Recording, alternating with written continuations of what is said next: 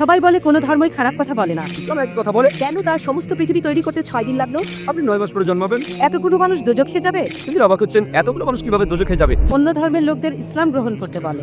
বোন, আপনি বললেন সব ধর্মে ভালো সব কথা থাকে, কিন্তু মুসলিমরা আমাকে ইসলাম গ্রহণ করতে বলে কেন? অন্য যেসব ধর্ম আছে সেগুলো যা বলে তার বেশিরভাগ কথাই ভালো, তবে ইসলাম ভালো কথা বলার পাশাপাশি আপনাকে দেখাবে কিভাবে সেটা অর্জন করতে হয়।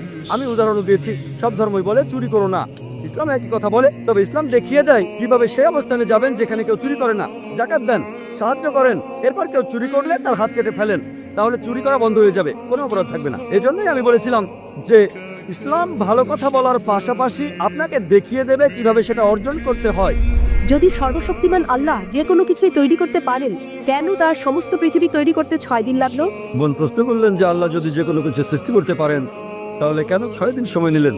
বোন, আল্লাহ যদি চাইতেন একদিনে সৃষ্টি করতে পারতেন, তখন আপনি বলতেন যে কেন একদিনে তৈরি করেছেন, 6 দিনে কেন নয়? কারণ আল্লাহ 6 দিনে এটাই বানাতে চেয়েছেন। কোরআন বলে যে আল্লাহ যা ইচ্ছে করেন তাই সৃষ্টি করতে পারেন। অনেক আয়াত আছে, আল্লাহ বলেন কোরআনে সূরা আলে ইমরান অধ্যায় 3 আয়াত নম্বর 59, إن مثل عيسى عند الله كمثل آدم خلق من تراب ثم قال له كن فيكون। আল্লাহ আদম আলাইহিস সালামকে সৃষ্টি করেছেন যেমন তিনি যীশু খ্রিস্টকে সৃষ্টি করেছেন ধুলো থেকে, তিনি বলেন হও আর তা হয়ে যায়। তো আল্লাহ যখন কিছু সৃষ্টি করতে চান তিনি বলেন হও আর হয়ে যায়, তিনি ইচ্ছে করলেই এটা হয়ে যায়। আল্লাহ যদি ইচ্ছে করেন আপনি 9 মাস পরে জন্মাবেন, তাহলে আপনি 9 মাস পরে জন্ম নেবেন। আল্লাহ যদি চান 1 সেকেন্ডে, তাহলে মাত্র 1 সেকেন্ডেই। তো আল্লাহ চাইলেন যে তিনি কোনো কিছু 6 দিনে সৃষ্টি করবেন, তাই তিনি করলেন। পৃথিবীতে অনেক মানুষ ভুল কাজ করছে, আমার ভাবতে খুব অবাক লাগে, এতগুলো মানুষ দোজখে যাবে?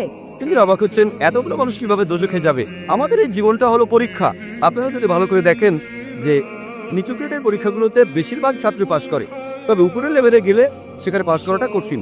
উদাহরণস্বরূপ কোনো কঠিন পরীক্ষায় বসেছেন, যেমন মেডিকেল কলেজে ভর্তি হতে গেলে আপনাকে পড়তে হবে, খাটাখাটি করতে হবে, পড়াশোনা করতে হবে। একইভাবে বেহেশতে যেতে গেলে এটা সহজ কাজ না, এটা মেডিকেলে ভর্তির চেয়েও অনেক কঠিন কাজ। তাই এটা আসলে পরকালের জন্য পরীক্ষা। যারা আল্লাহর নির্দেশগুলো মেনে চলবেন তারা ইনশাআল্লাহ বেহেশতে যেতে পারবেন। আশা করি মনে উত্তরটা পেয়েছে।